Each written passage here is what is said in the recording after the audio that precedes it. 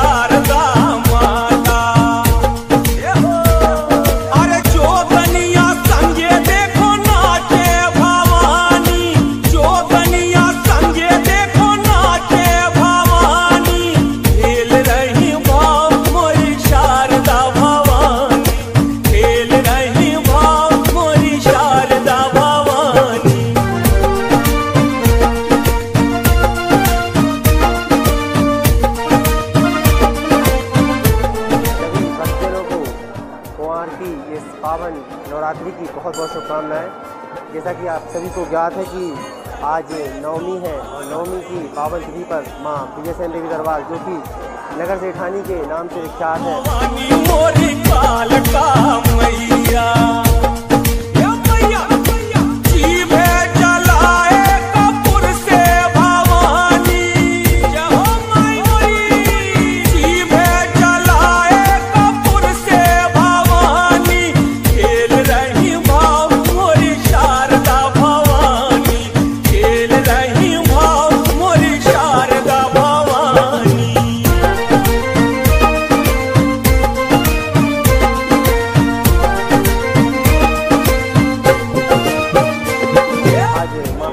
दरबार के जवारे विसर्जन है, नवमी तिथि है और नवमी तिथि में हर वर्ष की भांति इस वर्ष भी भव्य शोभा यात्रा के द्वारा सभी श्रद्धालु भक्तजन माँ के दरबार से निकलकर चढ़ाव घाट के लिए आते हैं। अरे 16 श्रृंगार करे आई भवानी, 16 श्रृंगार करे आई भवानी, खेल रही भाव मोरी शारदा भवानी, खेल रही भाव मोरी शारदा भवानी।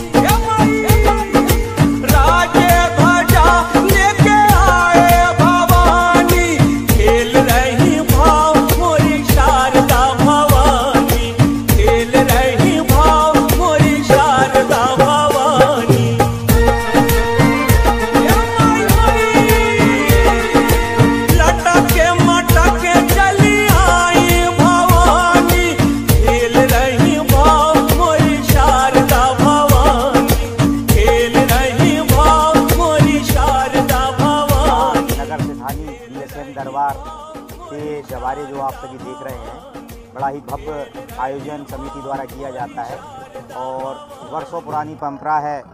जगत जननी माँ खेरापति दरबार और माँ विजय सेन के प्रसिद्ध प्राचीन मठ हैं, जहाँ पर प्रतिवर्ष चैत्र और क्वार के अवसर पर भगवती के जवारों की स्थापना घट कलश के रूप में की जाती है और बड़े हर्ष की बात है और भगवती की कृपा और आशीर्वाद से पूरे मोहल्ले के अलावा सभी क्षेत्रवासी आसपास के नगर के श्रद्धालु मां भगवती के दर्शन के लिए आते हैं और इस जुलूस की शोभा को बढ़ाते हैं। मां जगत जननी विजय सेन को मां खेरापति बड़ी माता की छोटी बहन कहा जाता है और कहावत भी कहते हैं बुजुर्ग की, प्राचीन समय में माँ भगवती खेरापति जो नगर की देवी होती हैं, उन्होंने ही माँ विजय सेन को नगर में सबसे बड़ी सेठानी का रूप दर्जा दिया गया है और उसी रूप में माँ छोटी बहन के रूप में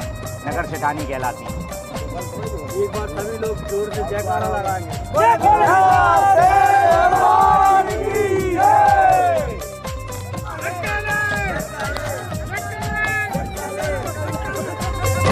रहमो करम है सब पे सेठानी माई का, रहमो करम है सब पे सेठानी माई का, रहमो करम है सब पे सेठानी माई का, रहमो करम है सब पे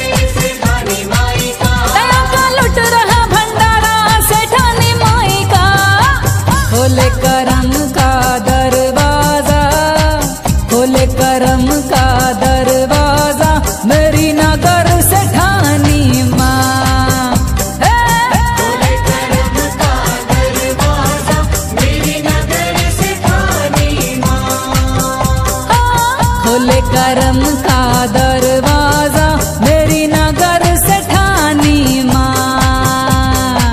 खोले करम का दरवाजा मेरी नगर से ठानी माँ।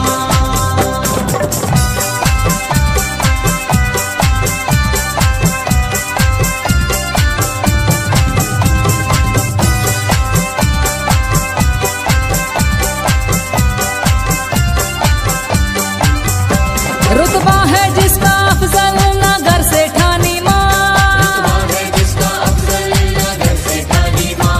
रुतबा है जिसका अफजल नगर से ठानी माँ। जिसका अफजल नगर से ठानी माँ। है बोल बाला जिसका नगर से ठानी माँ। खोले कर